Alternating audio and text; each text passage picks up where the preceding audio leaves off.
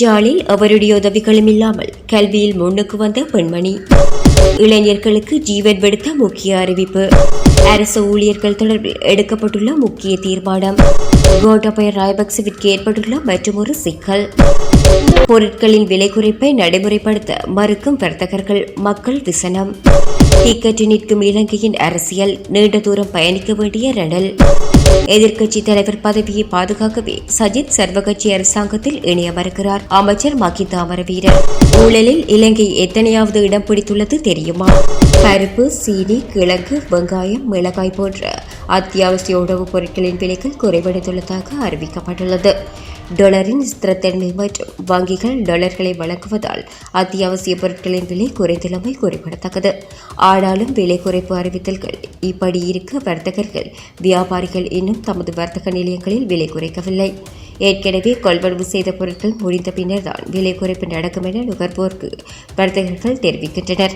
ஆனால் கடந்த காலங்களில் விலை கூட்டப்பட்டு அடுத்த நிமிடமே விலையை கூட்டி விற்பனை செய்த வர்த்தகர்கள் விலையை குறைத்தால் மாத்திரம் இப்படியாக பொருட்களின் விலைகளை குறைக்க முடியாது என காரணங்களை தெரிவிக்கின்றனர் என நுகர்வோர்கள் கவலை தெரிவிக்கின்றனர்.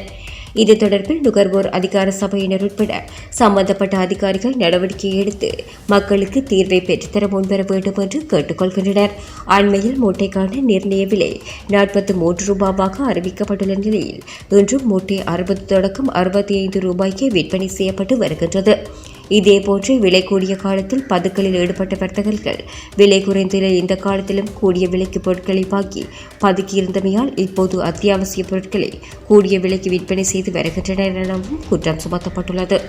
நாட்டில் விரைவில் உள்ளூராட்சி மன்றங்களுக்கான தேர்தல் இடம்பெறும் எனவும் இந்த தேர்தலில் இலங்கை தொழிலாளர் காங்கிரஸ் சார்பாக அந்தந்த தோட்ட பகுதியில் உள்ள இளைஞர் யுவதிகளுக்கு போட்டியிட வாய்ப்பளிக்கப் போவதாகவும் தெரிவித்த இலங்கை தொழிலாளர் காங்கிரசின் பொதுச் செயலாளரும் நுவரெலியா மாவட்ட நாடாளுமன்ற உறுப்பினர் ஜீவன் தொண்டமான் தெரிவித்துள்ளார். மஸ்கெலியா சாமிமலை மாக்களி தோட்ட பகுதியில் இடம்பெற்ற நிகழ்வின் போதே அவர் தெரிவித்துள்ளார். இந்நிகழ்வில் தொடர்ந்து உரையாற்றிய ஜீவன் தொண்டமான், மக்கள் பாரியளவில் வாக்குகளை அளித்து எங்களை நாடாளுமன்றத்திற்கு அனுப்பி வைத்து அமைச்சு பதவிகளை பெற்றுக் கொடுத்திருந்தாலும் அரசாங்கத்தில் மக்கள் எதிர்பார்த்த அபிவிருத்திகளை முன்னெடுக்க முடியாது பல்வேறு பிரச்சினைகளுக்கு முகம் கொடுக்க நேரிட்டது.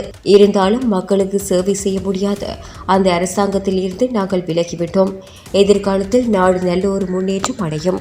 அதன்போது மக்கள் எதிர்பார்க்கும் அபிவிருத்திகளை இலங்கை தொழிலாளர் காங்கிரஸ் ஊடாக செய்வதற்கான வாய்ப்புகள் கிட்டும் என்று ஜீவன் தொண்டமான் தெரிவித்தார். வெளிநாட்டு விடுமுறைக்கு விண்ணப்பிக்கும் அரசு ஊழியர்கள் பயன்படுத்தும் A4 அளவை விட பெரிய 4 பக்க விண்ணப்ப படிவத்தை A4 தாளில் 2 பக்கங்களாக குறைப்பதற்கு அமைச்சு தீர்மானித்துள்ளது. அரசு சேவையில் நடைமுறைப்படுத்தும் சிக்கன கொள்கையின் அடிப்படையில் பிரதமர் தினேஷ் குணவர்தனவின் ஆலோசனைக்கு அமைய இந்த விடயம் நடைமுறைப்படுத்தப்படும் என்று அமைச்சின் செயலாளர் MMP கே மாயதுனே தெரிவித்துள்ளார்.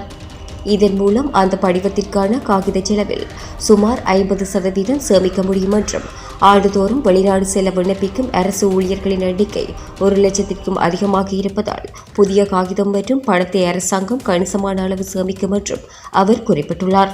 ஏற்கனவே இருந்த விண்ணப்ப படிவத்தில் குறிப்பிடப்பட்ட அனைத்து விடயங்களும் புதிய படிவத்தில் சேர்க்கப்பட்டுள்ளதாகவும் விண்ணப்பங்களை அச்சடிப்பதற்கு அரசு அச்சக திணைக்களத்திற்கு அனுப்பப்பட்டுள்ளதாகவும் தெரிவிக்கப்பட்டுள்ளது. தாய்லாந்தில் தங்கியுள்ள முன்னாள் ஜனாதிபதி கோட்டாபய ராஜபக்சவிற்கு உத்தியோகபூர்வ இல்லம் ஒன்றை வழங்குவதற்கு சட்ட தடைகள் இருப்பதாக அரசாங்கத்தின் உயர் அதிகாரிகள் தெரிவித்துள்ளதாக உள்ளக தகவல்கள் வெளியாகியுள்ளன. கோட்டாபய ராஜபக்ச தனது பதவிக்காலத்தை நிறைவு செய்த ஜனாதிபதி அல்ல, பதவியை ராஜினாமா செய்து தனது பொறுப்பை கைவிட்ட ஜனாதிபதி. எனவே அவருக்கு முன்னாள் ஜனாதிபதி சிறப்புரிமைகள் கிடையாது என்ற சட்டவாதத்தின் அடிப்படையிலேயே இந்த தகவல் வெளியாகியுள்ளது. இதேவேளை கோட்டாபய ராஜபக்சவிற்கு உத்தியோகபூர்வ இல்லம் ஒன்று வழங்கப்படுமாயின் அதனை நீதிமன்றில் சவாலுக்கு உட்படுத்த நேரிடலாம். எனவே உத்தியோகபூர்வ இல்லத்தை வழங்க முடியாது என முன்னாள் பிரதம நீதியரசர் சரத் சில்வாவும் அண்மையில் தெரிவித்திருந்தார். எவ்வாறாயினும் கோட்டாபய ராஜபக்ச இலங்கைக்கு வந்தால் அவருக்கு தேவையான பாதுகாப்பு வழங்கப்படும் எனவும் மிரிகானில் உள்ள தனியார் வீட்டை உரிய முறையில் திருத்திக் கொடுக்க முடியும் எனவும் தெரிவிக்கப்படுகின்றது. இந்நிலையில் முன்னாள் ஜனாதிபதி கோட்டாபய ராஜபக்சவிற்கு கொழும்பு பௌத்தலோக மாவட்டத்தில் உத்தியோகபூர்வ இல்லம் ஒன்றை வழங்க அரசாங்கம் தீர்மானித்துள்ளதாகவும் உள்ளக தகவல்கள் வெளியாகியுள்ளமையும் குறிப்பிடத்தக்கது. ஜாலில் அவருடைய உதவிகளும் இல்லாமல் கல்வியில் முன்னுக்கு வந்த செல்வி கேசவன் உஷாவிற்கு பலரும் பாராட்டி வருகின்றனர்.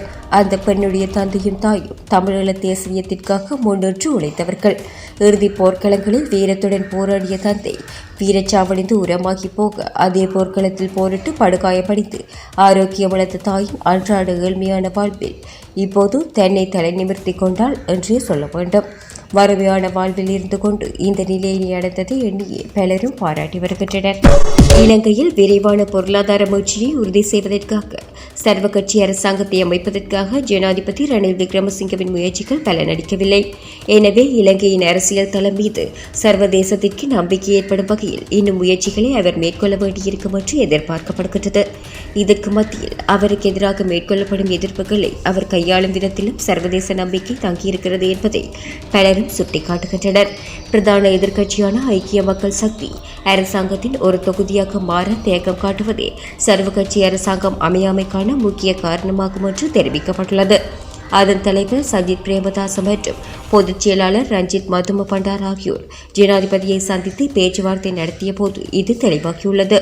பொது தேர்தல் ஒன்று நடத்தப்பட்டால் அதில் வெற்றி பெற முடியும் என்ற உறுதியான நம்பிக்கை சஜித் தரப்பிற்கு உள்ளது. கட்சிக்குள் இருக்கும் சில பிரமுகர்கள் அரசாங்கத்தில் சேரலாம் என்ற அச்சம் கூட இந்த நம்பிக்கையை தடுக்கவில்லை என்று தெரிவிக்கப்பட்டுள்ளது. இதேவேளை ஜனாதிபதி ரணில் விக்ரமசிங்க ஸ்ரீலங்கா பொதுஜன பெரமுன கட்சியினருக்கு குறிப்பாக முதல் முறையாக நாடாளுமன்றம் வந்தவர்களுக்கு முன்கூட்டியே வாக்கெடுப்புக்கு செல்லப்போவதில்லை என்று உறுதியளித்துள்ளார்.